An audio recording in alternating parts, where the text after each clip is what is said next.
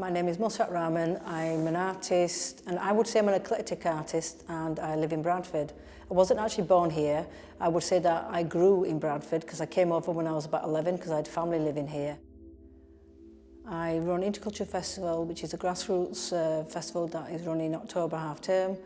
I've set it up because I felt like there was a gap in cultural provision, particularly aimed at marginalised communities and those communities that didn't feel like they had a voice.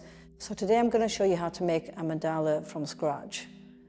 The artist is Zandra Rhodes and the theme is patterns, but I've got to be honest, I do love Zandra Rhodes. Her work is very colourful and very bright, and she's not afraid of colours, which is what mandalas are about.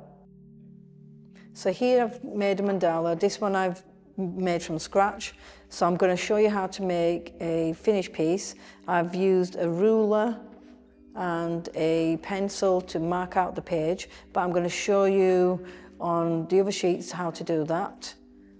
So here, what I've done is just slightly sketched out a sort of a bullseye, which I'm going to use as a template, and I'm going to show you how to make this.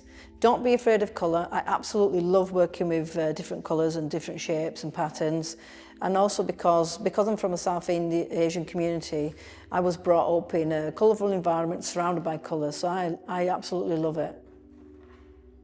So what you're going to do is just randomly measure the top of the page.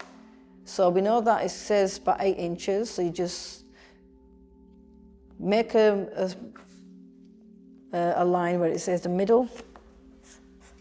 So you're going to just use this as a random line just to mark out the page, because mandalas are meant to be equal as well, so that you don't want a mandala a little bit higgledy-piggledy really, to be honest. So you want it a little bit of a, you know, matching, well, centered slightly anyway.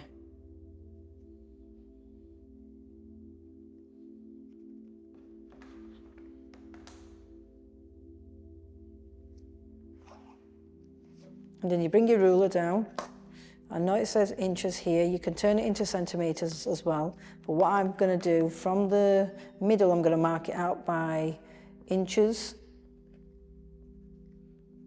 You don't have to do it across the whole page, you can just do it to about half the page, but I'm just making it a little bit bigger so you can actually see what the design looks like on the sheet.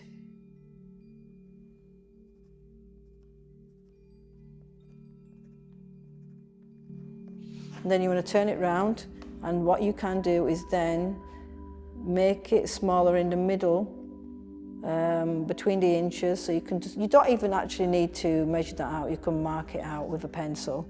It shows you that there's space in between, and you can put those lines in. So as this will be ready, once this is done, then I'll be adding the circles.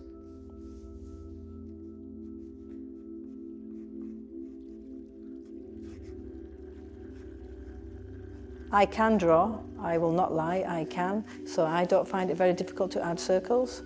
Some people might. What you can use, you don't have to make them perfect, so don't worry about that, because you are going to be adding on a design, so you won't notice that. And then what you're going to do is that you're going to start splitting the circle so it looks like a pie chart, but it's not meant to look like a pie chart. But it'll just give you shape and space, so then you can now start adding your colour and your basically little designs in. So this is what it's going to look like when you've marked it out. What you then can do is bring in your colours, and honestly, don't be afraid to experiment with colours and work with colours. It doesn't really matter if pink and green, if it's blue or yellow, it doesn't matter. Actually.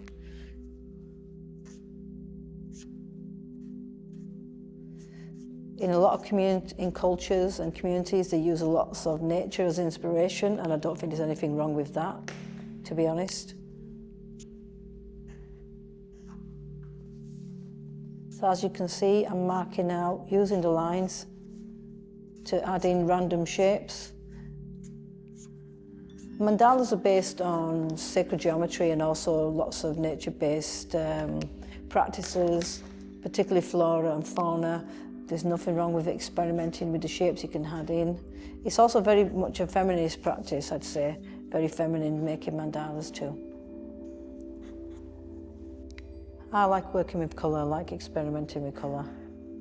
I don't think there's anything wrong with it. You can make any type of mandala you want, any design in here. It doesn't have to be, you know, follow your own fingers actually when you're making something as well. So here we're going to add in blocks. So to tie in with Zandra Rhodes mark making, we're just going to add in little blocks of marks here. And as you can see when you're making a mandala, it's like a mindfulness practice, so you sort of concentrate on where you're making the marks on the paper, and it quietens the mind as well.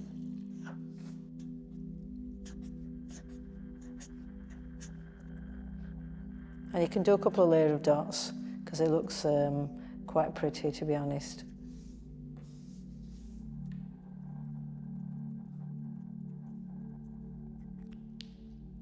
And here is a finished example of a mandala.